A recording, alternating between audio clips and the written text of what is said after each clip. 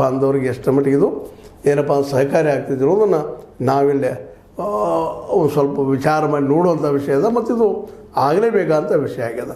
ಒಟ್ಟಾರೆಯಾಗಿ ಸುಳ್ಳು ಜಾತಿ ಪ್ರಕರಣ ಆಗಿರ್ಬೋದು, ದೌರ್ಜನ್ಯ ಆಗಿರ್ಬೋದು, ಮತ್ತೇನೋ ಆಗಿರ್ಬೋದು, ಇದರಲ್ಲಿ ಅತ್ಯಾಚಾರಗಳು ಬರ್ತಾ ಇರ್ತಾವೆ, ಏನು ಅಪರಾಧಿ ಕೆಲಸಗಳಿದ್ದಾವೆ ಎಲ್ಲ ಬರ್ತಾ ಇರ್ತಾವೆ.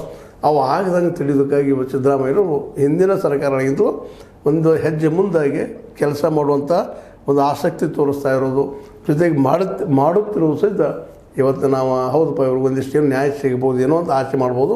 ಬಟ್ ಆದರೆ ಸುಲಭವಾಗಿಲ್ಲ. ಯಾಕಂದರೆ ಈ ದೇಶದ ಜಾತಿ ಪದ್ಧತಿ ಮತ್ತು ಧರ್ಮದ ವಿಷಯದಲ್ಲೇ ಇನ್ನೂ ನಾವು ಒಂದು ಸ್ವಲ್ಪ ಹಿಂದೆ ಇದ್ದೀವಿನೋ ಅನ್ನುವಂಥ ಮಾತು ಬರ್ತಾಯಿದ್ದಾರೆ. ಇವತ್ತು ಸಹಿತ ಎಲ್ಲ ಒಂದು ಸಮುದಾಯಗಳಲ್ಲಿ ಜಾತಿ ಹೇಳೋದು ವ್ಯವಹಾರ ಆಗೋದ್ರಿಂದಾಗೆ, ಮತ್ತು ಜಾತಿ ಹುಟ್ಟಿನಿಂದ ಹುಗ್ಗಿವರೆಗೆ ಅದು ಸುಳ್ಳುವರೆಗೆ ಇರೋದ್ರಿಂದಾಗೆ ವಿಶೇಷವಾಗಿ ಇದರಿಂದ ಹೊರಗೆ ಬರೋದು ಸುಲಭನ ಅನ್ನುವಂಥದ್ದು ಈ ಎಲ್ಲ ನೆಲೆಯಲ್ಲೇ ವಿಚಾರ ಮಾಡಿದಾಗ ತಪ್ಪಿತಸ್ಥರಿಗೆ ಶಿಕ್ಷೆ ಆಗುವಂಥ ಒಂದು ಮನಸ್ಥಿತಿ ಇವತ್ತಿನ ಬಂದದ್ದು ಮುಖ್ಯ. ಬಟ್ ಆದಷ್ಟು ಶಿಕ್ಷೆ ಆದರೆ ಹೆಚ್ಚಿಗೆ ಆದರೆ ಇಂಥ ಒಂದು ದೌರ್ಜನ್ಯದ ಕೇಸ್ಗಳಾಗಿರ್ಬೋದು ಅಥವಾ ದೌರ್ಜನ್ಯ ಜೊತೆಗೆ ಸುಳ್ಳು ಪ್ರಮಾಣಪತ್ರ ತೆಗೆದುಕೊಂಡವ್ರಿಗೆ ಸ್ವಲ್ಪ ಭಯ ಹುಟ್ಟಬಹುದು ಅನ್ನುವಂಥದ್ದು. ಏನೋ ಆಗಲಿ, ಇದು ಈ ಬೆಳವಣಿಗೆಯನ್ನು ತಮ್ಮೊಂದಿಗೆ ಹಂಚ್ಕೊಂಡಿದ್ದು. ನಿಮ್ಗೆ ಲೈಕ್ ಆಗಿರ್ಬೋದು, ಲೈಕ್ ಮಾಡಿ, ಶೇರ್ ಮಾಡಿ, ಕಮೆಂಟ್ ಮಾಡಿ, ಜೊತೆಗೆ ಸಬ್ಸ್ಕ್ರೈಬ್ ಆಗೋದು ನಿಲ್ಲಿಸ್ಕೋಬಾರ್ದು. L16 ನ್ಯೂಸ್ ಅರ್ಥಾತ್ ಸಿದ್ದರಾಮಯ್ಯದು ಸತ್ಯದ ಕೈಗನ್ನಡಿ ವಂದನೆಗಳು.